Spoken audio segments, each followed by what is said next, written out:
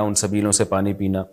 تو دیکھیں وہ بھی شیعہ حضرات کا مسلک ہے, ان کا کانسیپٹ ہے کہ وہ حضرت حسین کے نام کی سبیلیں لگاتے ہیں. میں بار بار کہہ رہا ہوں کسی کو چھیڑے نہیں, اپنا مسلک چھوڑے نہیں, دوسرے کو چھیڑے نہیں. یہ میں اہل سنت والجماعت کے لیے مسائل ریکارڈ کروا رہا ہوں کہ ہمارے لیے کسی بھی چیز کے جائز اور ثواب ہونے کے لیے دلیل کی ضرورت ہے. دلیل قرآن و سنت ہے, صحابہ ہیں. تو ہمیں نہ اہل بیت سے اس کا کوئی ثبوت ملتا ہے, نہ صحابہ سے, نہ قرآن و سنت سے کہ محرم میں صحابہ نے سبیلیں لگائیں. حضرت حسین رضی اللہ تعالیٰ عنہ کی شہادت کے بعد اہل بیت میں سے کسی نے سبیلیں لگائی ہوں یا انہوں نے سبیلیں لگانے کا حکم دیا ہو, کہیں بھی نہیں ملتا. یہ عمل بھی بدعت ہے, ناجائز ہے, اس سے اجتناب کریں. اور ایک عجیب بات ہے, کبھی آپ اس کو غم کا مہینہ کہتے ہیں اور کالے کپڑے پہنتے ہیں اور سبیلیں لگا کے لوگوں کو شربت پلا رہے ہیں. تو یہ تو خوشی کے موقع پہ ہوتا ہے نا, خوشی کے موقع پہ کھلایا پلایا جاتا ہے. تو یہ ایک کنفیوژن ہے کہ یہ خوشی منا رہے ہیں کہ غم منا رہے ہیں. تو کھلانا پلانا خوشیوں کے موقع پہ ہوتا ہے. تو اس لیے آپ ان چیزوں سے اجتناب کریں, نہ سبیل لگائیں, نہ اس پہ کھڑے ہو کر پانی پئیں. جو لگا کے بیٹھا وہ اس کو چھیڑے نہیں, آپ تنگ نہ کریں, وہ اس کا مسلک ہے, اس کو چھوڑ دیں. دنیا میں بہت سارے فرقے ہیں, کس کس کو آپ قابو میں کریں گے؟ ملک میں انارکی پھیلتی ہے, ملک میں فسادات ہوتے ہیں. کسی سے نفرت کرنے کی ضرورت نہیں ہے, کسی کو ٹاؤنٹنگ کرنے کی ضرورت نہیں ہے, طنز تانے کی ضرورت نہیں ہے. جو لگا کے بیٹھا ہوا ہے لگائے, جو پی رہا ہے اس کو پینے دیں, چھیڑے نہیں. لیکن میں آپ کے لیے یہ کہہ رہا ہوں جو اس وقت میرا پروگرام سن رہے ہیں, اگر آپ قرآن و سنت ہی کو فالو کرتے ہیں, آپ اہل سنت والجماعت میں ہیں, یا تو میں بار بار کہتا ہوں پورے شیعہ ہو جائے نا. پھر آپ ڈبل مسلکوں پہ چلنا, تو یہ دنیا میں کسی کا بھی اصول نہیں ہے کہ آدھا ادھر آدھا ادھر, وہ تو کہیں کا بھی نہیں ہوتا. یا تو پورے ادھر ہو جائیں یا پھر پورے اہل سنت والجماعت بن جائیں. تو اہل سنت والجماعت کے ہاں یہ سبیلیں لگانا یہ جائز کام نہیں ہے, کیونکہ قرآن و سنت سے اس کا ثبوت نہیں ہے. لوگ کہتے ہیں کہ آدمی کسی کو شربت پلا رہا ہے, پانی پلا رہا ہے, تو پانی پلانا تو بڑا اچھا کام ہے. پانی پلانا اچھا کام ہے, پورے سال کسی دن کو خاص کر لینا یہ اچھا کام نہیں ہے. تو اس سے بدعت کی تائید ہوتی ہے. تو اگر کوئی پیاسا آپ کو نظر آتا ہے تو محرم میں ہو تو محرم میں بھی پلائیں, سفر میں ہو تو سفر میں بھی پلائیں. لیکن کوئی پیاسا نہیں ہے تو جیسے آپ پورے سال سبیلیں نہیں لگاتے تو محرم میں بھی نہ لگائیں آپ, کیونکہ اگر آپ پورے سال نہیں لگاتے محرم میں لگا رہے ہیں تو اس کی علامت ہے آپ اس مہینے کو سبیل کے حوالے سے خاص ویلیو دے رہے ہیں. تو اس ویلیو کی آپ کے پاس قرآن و سنت سے دلیل ہونی چاہیے. دلیل نہیں ہے تو ہمارے پاس دلیل ہے. نبی صلی اللہ علیہ وسلم نے فرمایا من احدث فی امرنا ھذا ما لیس منہ فہو رد وفی روایت فہو مردود. جو ہمارے دین میں کوئی بھی نئی چیز لے کر آئے گا, نبی نے فرمایا وہ مردود ہے, ہم نہیں اس کو ایکسیپٹ کریں گے. تو اس لیے بھائی ہم تو اس حدیث کو فالو کرتے ہیں. تو کائنڈلی آپ حضرات سے گزارش ہے, ہاں کوئی پورے سال سبیل لگا کے بیٹھا ہو تو وہ محرم میں بھی لگا لے. کیوں؟ وہ اس لیے کہ وہ محرم کو الگ سے فضیلت نہیں دے رہا سبیل کے حوالے سے, بلکہ وہ کہہ رہا ہے بھائی میں تو پورے سال لوگوں کو پانی پلاتا ہوں تو محرم میں بھی پلا رہا ہوں, میں تو پورے سال شربت پلاتا ہوں تو محرم میں بھی پلا رہا ہوں. لیکن ایک آدمی سال کے 11 مہینے نہیں پلاتا, صرف محرم میں سبیل لگا کے بیٹھا ہے, اس کا مطلب وہ اس مہینے کو سبیل کے حوالے سے زیادہ ویلیو دے رہا ہے. اس ویلیو کے لیے میں نے کہا دلیل چاہیے. دلیل آپ کے پاس اگر نہیں ہے تو پھر وہ حدیث ہے جو ہمارے دین میں نئی چیز ایجاد کرے گا تو وہ چیز مردود ہے. اس لیے اس عمل سے بھی اجتناب کریں. دیکھیں جنت میں جانے کے لیے ہمیں وہ کام کرنے پڑیں گے جو اللہ رسول نے بتائے ہیں, اور ہم محرم کے آتے ہی یہ ناجائز 10 مجالس سجاتے ہیں ذکر امام حسین کے نام پر, ذکر شہدائے کربلا کے نام پر. یہ کوئی نئی بات نہیں ہے, برسوں سے یہ ریت چل رہی ہے, اور ہمارے مشائخ, ہمارے علماء اسلاف سبوں نے سنایا اور ہم تک منتقل کیا. ہم بھی سنا رہے ہیں, اپنے بچوں کو منتقل کر رہے ہیں. کل یہ ہمارے بچے اس ممبر پر بیٹھیں گے اور یہی تذکرے سنائیں گے. لیکن ایک بات میں آپ سے کہتا ہوں, لوگ ہم سے یہ کہتے ہیں کہ ہر سال یہ واقعات, ہر سال یہ کربلا کے تذکرے کیوں سنائے جاتے ہیں؟ ہو گیا تھا کربلا ایک بار, بار بار اس کو کیوں سنایا جاتا ہے؟ میرے عزیزوں, چلو اگر میں بار بار سناتا ہوں تو سننے والے بار بار کیوں سنتے ہیں؟ سننے والے کیوں سنتے ہیں؟ بولنے والا اگر بار بار سناتا ہے تو سننے والے چھوڑتے بھی تو نہیں ہیں. بات پتہ یہ چلتی ہے کہ نہ بولنے میں یہ پرانا لگتا ہے, نہ سننے میں پرانا لگتا ہے. حسین اعظم کے ذکر میں جدت ہے, لذت ہے اور ایک نیا پن ہے, اور انہی مجالس کے صدقے ہم بہت سارے تذکرے بھی کر لے جاتے ہیں. عزیزان گرامی, یہ تمام ہماری محافل کا سب سے پہلے میں شکر بجا لاتا ہوں رب ذوالجلال کی بارگاہ میں. اس کائنات کے خالق نے، ہم سب کے پالنہار حقیقی نے ہمیں اس دنیا میں وجود بخشا، اور پھر حکم یہ دیا کہ تم زمین پہ چلنے والی چیزوں کو غور سے دیکھو۔ قل انظروا ماذا فی السماوات والارض، تم آسمانوں میں غور سے دیکھو کیا کیا چیزیں ہیں۔ یہ کیوں دیکھنے کا حکم بار بار رب تعالیٰ ہمیں فرماتا ہے؟ اس لیے کہ تم مجھ تک پہنچ سکو، رب تعالیٰ کی معرفت تمہیں حاصل ہو جائے۔ انسان کا اس دنیا میں آنے کا ایک مقصد یہی ہے کہ وہ اپنے خالق کو پہچانے، اپنے مالک کو پہچانے، اپنے رب کو، اپنے پالنے والے کو پہچانے۔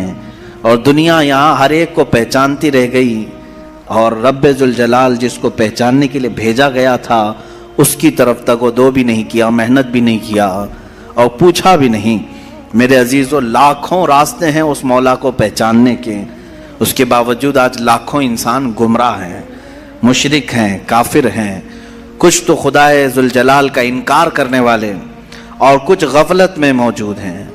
لیکن وہ خوش نصیب انسان ہے جسے اللہ کی معرفت حاصل ہو گئی، رب تعالیٰ نے اپنی طرف اسے راستہ دے دیا اور وہ اپنے مالک کو پہچانا اور اپنے سر کو محفوظ رکھا صرف اسی بارگاہ میں جھکانے کے لیے۔ وہ دنیا کا عظیم انسان ہے، وہ دنیا کا خوش نصیب انسان ہے۔ باقی سب جو بھولے بھٹکے ہیں، راستہ بھٹکے ہوئے ہیں، ان کے لیے ہمیں کہا گیا کہ تم انہیں سیدھے راستے کی طرف بلاؤ۔ آج سے ہماری یہ مجالس اسی ضمن میں بھی ہوں گی کہ ہم ان بھولے بھٹکوں کو دعوت دینے کے لیے بیٹھے ہیں جو اپنے رب کو پہچاننے سے اور رب کے تعالیٰ کے احکام سے بغاوت کر کے پھر رہے ہیں۔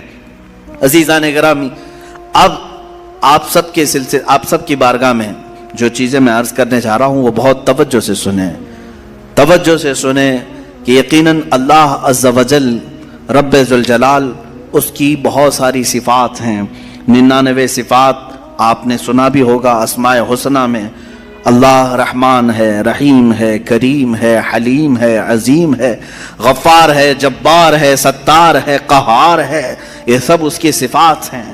اور ہر صفت کو پہچاننے کے لیے زندگیاں لگ جاتی ہیں۔ اللہ تبارک و تعالیٰ کی بارگاہ میں پہنچنے کے لیے انسان زندگیاں لگا دیتا ہے، اور بعض لوگ یہ سمجھتے ہیں کہ ہم گھر بیٹھے ہی اللہ تعالیٰ کی معرفت حاصل کر لیں۔ ایسا نہیں ہے میرے عزیزو۔ آج سب سے پہلے چیز میں یہ عرض کرتا ہوں، آخر خدا ہے یا نہیں؟ کسی نے دیکھا نہیں، سوال تو ہے ہی ہے۔ ہم تو چلے روایات کے اعتبار سے، ہمارے گھروں سے ہمیں جو علم دیا گیا ہے ہمارے ماں باپ کی طرف سے، اور ماحول نے ہمیں جو علم دیا ہے وہ یہی ہے کہ ہم بولنے کے قابل ہوئے اسی وقت ہمیں کہلا دیا گیا تھا لا الہ الا اللہ، اللہ کے سوا کوئی معبود نہیں۔ ہمیں اللہ کے وجود کا بہت بچپن میں ہی علم دے دیا گیا، لیکن ہم بڑھتے بڑھتے اب زمانے کو دیکھنے لگے تو پتہ چلا کہ یہاں بہت سارے دہریے بھی ہیں، ایتھیسٹ ہیں، جو خدا کا ہی انکار کرتے ہیں کہ خدا ہے ہی نہیں، کوئی دین ہے ہی نہیں۔ آج میں ان کے سلسلے میں عرض کروں گا کہ آخر ایسا کیسے ہو سکتا ہے کہ کوئی خدا ہی نہیں۔ یہ اور بات ہے کہ ایک ہے، دو ہے، کون ہے، اس پر الگ بحث، لیکن جن لوگوں نے کہا ہے ہی نہیں تو مجھے تعجب ہوتا ہے کہ آخر عقل تمہاری ہے یا نہیں؟ عقل سے اگر سوچو گے تو پھر تمہیں مجبوراً کسی نتیجے پر جانا ہوگا۔ امام اعظم ابو حنیفہ رضی اللہ تعالیٰ عنہ دہریوں کے لیے کھلی تلوار تھے۔ دہریہ کس کو کہتے ہیں؟ جو خدا کا ہی انکار کرتا ہے، یعنی کوئی نہیں ہے، نہ بھگوان ہے، نہ خدا ہے، کوئی چیز ہے ہی نہیں، ہم خود سے چل رہے ہیں۔ امام اعظم رضی اللہ تعالیٰ عنہ کی بارگاہ میں ایک جماعت آئی ملحدین کی، اور وہ تلواریں لے کر کے ہی آتے تھے کہ موقع پا کر کے انہیں قتل کر دیں۔ ایک دن امام اعظم ابو حنیفہ رضی اللہ تعالیٰ ان کی جماعت کو آتے ہوئے دیکھا، اور اچانک آپ اپنی مجلس سے کھڑے ہوئے اور کہنے لگے میں کچھ گہری سوچ میں ہوں۔ وہ قریب آئے اور پوچھا کیا سوچ رہے ہیں آپ؟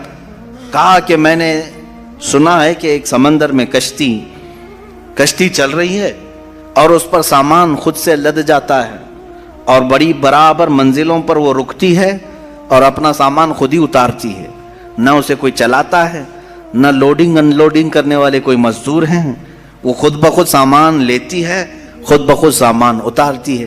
یہ روبوٹک دنیا بھی نہیں تھی اس وقت کہ وہ یقین کر لیتے, سائنسی دنیا بھی نہیں تھی اس وقت. تو ان دہریوں نے کہا کیا مذاق کر رہے ہیں آپ کہ سمندر میں کشتی بغیر ملاح کے, بغیر کیپٹن کے چل رہی ہے اور خود سامان لوڈ کر رہی, اتار رہی ہے, ہمارے ساتھ مذاق کر رہے ہیں آپ؟ ہم عقل والے لوگ ہیں, آپ کی اس بات پر کوئی بیوقوفی یقین کر سکے گا. امام اعظم ابو حنیفہ رضی اللہ تعالیٰ عنہ فرماتے ہیں اتنی جب تجھے عقل ہے کہ ایک کشتی سمندر پر بغیر کسی چلانے والے کے نہیں چلتی, تو یہ پورے کائنات کا نظام بغیر چلانے والے کے کیسے چل سکتا ہے؟ برابر وقت پر سورج کا طلوع ہونا, برابر وقت پر سورج کا غروب ہو جانا, چاند کا اپنی منزلوں پر چلنا, اور یہ سمندروں کا برابر اپنے مدار میں رہنا, اور یہ زمین کا طرح طرح کے پودے اگنا, اس میں پھول کا آنا, پھلوں کا آنا, یہ کیا اللہ کے ہونے کی نشانیاں نہیں ہے؟ کوئی تو ہے جو یہ سارا نظام چلا رہا ہے. ہاں تم یہ کہہ سکتے ہو کہ مشینیں ہم چلا رہے ہیں, پنکھے ہم چلا رہے ہیں, لائٹ ہم چلا رہے ہیں, چلاؤ دنیا کی ساری مشینیں چلاؤ, لیکن میں اگر ایک فیلڈ میں آؤں ان دہریوں سے پوچھتا ہوں. امام شافعی رحمۃ اللہ علیہ نے کیا جواب دیا؟ میں چاروں اماموں کی بات بتا دیتا ہوں. چاروں اماموں نے رب ذوالجلال کے وجود کے متعلق کیا کیا کہا ہے. امام مالک نے تو یوں فرمایا, آپ سے پوچھا گیا کہ خدا ہے, انہوں نے کہا ہاں. کیا دلیل کیا ہے؟ کہتے ہیں کہ زبانوں کا مختلف ہونا, انسانوں کی زبانوں کا الگ الگ ہونا اور الگ الگ نسلوں کا ہونا, یہ اللہ کے وجود کی دلیل ہے. امام شافعی سے پوچھا گیا آپ کوئی دلیل دیں گے کہ کوئی ہے؟ آپ نے کتنی پیاری بات فرمائی. ارشاد فرماتے ہیں شہتوت کا درخت دیکھا ہے؟ شہتوت کا درخت آپ نے دیکھا ہے؟ شہتوت جو ہے بہت باریک باریک سے پھل ہوتے ہیں, میٹھے ہوتے ہیں, اور اس کا پتا جو ہے وہ کئی قسم کے جانور کھاتے ہیں. شہتوت کے پتے کو شہد کی مکھی بھی چوستی ہے. شہتوت کے پتے کو گائے بکریاں بھی کھاتی ہیں, ہرن بھی کھاتی ہے. یہ سب کے سب شہتوت کے پتے کو کھاتے ہیں. شہتوت کا پتا ایک رنگ کا ہوتا ہے, ایک ہی ٹیسٹ کا ہوتا ہے. امام شافعی فرماتے ہیں شہد کی مکھی اسی شہتوت کے پتے پر بیٹھتی ہے, چوستی ہے, اور اپنے چھتے میں جا کر کے شہد اگل رہی ہے. بکریاں اور گائے اس شہتوت کے پتے کو کھاتی ہیں, مینگنیاں ڈال رہی ہیں یا دودھ دے رہی ہیں. اسی شہتوت کے پتے کو ہرن کھاتی ہے. ہرن نافہ پیدا کرتی ہے جو مشک کی طرح ایک نافہ ہوتا ہے, نہایت ہی اچھی خوشبو اس کے اندر آتی ہے. امام شافعی فرماتے ہیں ایک شہتوت کا پتا بکری میں جائے تو الگ اثر کرے, شہد کی مکھی میں جائے تو الگ اثر کرے, گائے میں جائے اور ہرن میں جائے تو الگ اثر کرے. آخر ایک شہتوت کے پتے سے نافع, دودھ اور شہد بناتا کون ہے؟ بناتا کون ہے؟ اسی میں امام شافعی فرماتے ہیں ہم روٹی کا ایک ٹکڑا کھاتے ہیں, روٹی کا ایک ٹکڑا کھاتے ہیں, اندر جسم میں یہ روٹی جانے کے بعد آپ سب کو معلوم ہے اس میں سے کچھ حصہ گوشت بنتا ہے, کچھ حصہ خون بنتا ہے, کچھ حصہ پیپ بنتا ہے, کچھ حصہ منی بنتا ہے, باقی کا بچا ہوا فضلہ پخانہ بن کر نکل جاتا ہے. ایک روٹی گیہوں کی کھاؤ, جو کی کھاؤ, جوار کی کھاؤ, روٹی ایک ہی طرح کی ہے, اور اس سے گوشت کون بناتا ہے, خون کون بناتا ہے, اور پیپ کون بناتا ہے, منی کون بناتا ہے, سب کی الگ الگ قسمیں ہیں. امام شافعی فرماتے ہیں تمہاری ہزاروں مشینیں ایک طرف, لیکن اندر جو نظام چلاتا ہے وہ کوئی تو ایک ہے, کوئی تو ہے. تمہیں ماننا ہوگا. میں دہریوں کے متعلق کہہ رہا ہوں جو ملحدین ایتھیسٹ ہیں, جن کا کہنا ہے کہ کوئی ہے ہی نہیں, کوئی خدا ہی نہیں, تو ان سے میں کہتا ہوں کوئی بتاؤ تو صحیح آخر یہ چلا کون رہا ہے, یہ کون چلا رہا ہے, ہمارے جسم کے اندر کا نظام کون چلا رہا ہے. اور قرآن نے انہی کی طرف بار بار اشاروں میں بتایا ہے آیات میں کہ کیا تم دودھ کو نہیں دیکھتے, دودھ کہاں سے پیدا ہوتا ہے. کہ اللہ تعالیٰ فرماتا ہے کہ ہم نے دودھ کو گائے کے خون اور اس کے گوبر کے بیچ میں سے پیدا کیا ہے.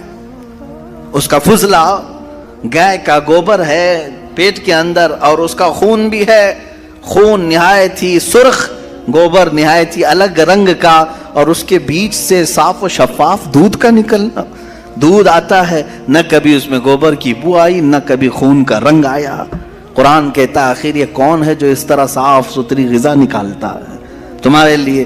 کیا شہد کی مکھی کو نہیں دیکھتے؟ قرآن کہتا ہے جب وہ ڈنک مارتی ہے تو اس کے زہر کا کوئی علاج نہیں ملتا. شہد کی مکھی اگر ڈنک مارے تو زہر چڑھ جاتا ہے اور کئی لوگوں کی موت بھی ہوتی ہے, لیکن وہی اپنے چھتے پہ بھی تھوکے تو وہ نہایت ہی میٹھی غذا ہے, نہایت ہی میٹھی غذا ہے. شہد کی مکھی اپنا رس چھتے پر ڈالے تو وہ دنیا کی سب سے اچھی غذا, وہی اگر کسی کو ڈنک مارے تو سب سے برا زہر ہے. اعلیٰ حضرت رضی اللہ تعالیٰ عنہ نے اپنے آپ کو یوں فرمایا ہے کہ میں وہ شہد کی مکھی ہوں جس کی مٹھاس کا بھی جواب نہیں, جس کے ڈنک کا بھی جواب نہیں. یہ تو ضمناً میں نے بات عرض کی. خدا قدیر و جبار کے وجود پر میرے عزیزو ایک دو نہیں لاکھوں مثالیں